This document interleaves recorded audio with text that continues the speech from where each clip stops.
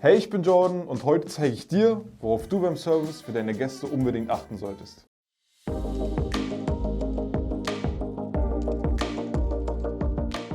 Es ist schwer, einzig mit sehr ausgefallenen Gerichten oder einem außergewöhnlichen Design deine Gäste davon zu überzeugen, dich wieder und wieder zu besuchen. Sicherlich fällt es dir damit leichter, potenzielle Gäste davon zu überzeugen, dich und dein Lokal zu testen. Doch damit deine Gäste auch wiederkommen, benötigst du mehr als nur ein besonderes Merkmal.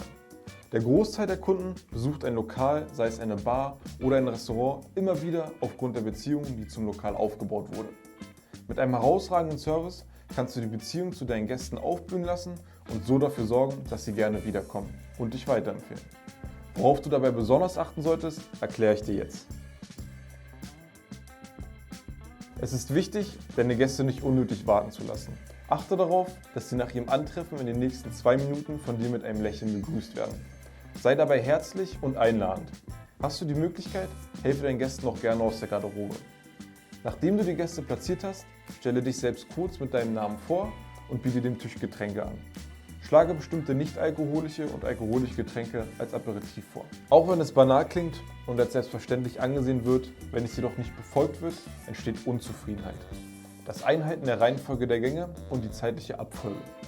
Möchte ein Gast die Vorspeise zeitgleich mit der Hauptspeise erhalten, sollte das auch genauso umgesetzt werden.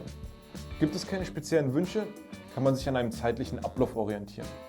Vorspeisen sollten nach Aufnahme der Bestellung etwa nach 8 bis 12 Minuten bei dem Gast serviert werden. Bei Hauptspeisen liegt das Zeitfenster in etwa bei 18 bis 22 Minuten. Siehe diese Zeiten eher als Richtlinie und nicht als Ultimatum. Passe sie an deine Abläufe an und achte darauf, dass der Gast nicht unnötig lange auf seine Bestellung wartet. Es gibt jedoch auch Gäste, die gerne etwas Zeit haben zwischen den einzelnen Gängen. Bringe das vorher in Erfahrung und richte dich danach. Die Zufriedenheit der Gäste hat oberste Priorität und diese ist maßgeblich an die Qualität der Speisen geknüpft. Als Faustregel kannst du dir merken, hat der Gast 2 Bissen von seinem Gericht genommen, kannst du noch einmal zum Tisch gehen und dich nach der Zufriedenheit erkundigen.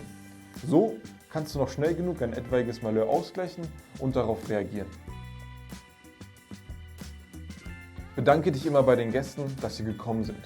Ohne sie würdest du nicht dort sein, wo du jetzt bist. Verabschiede dich und teile mit, dass du dich auf den nächsten Besuch der Gäste freust.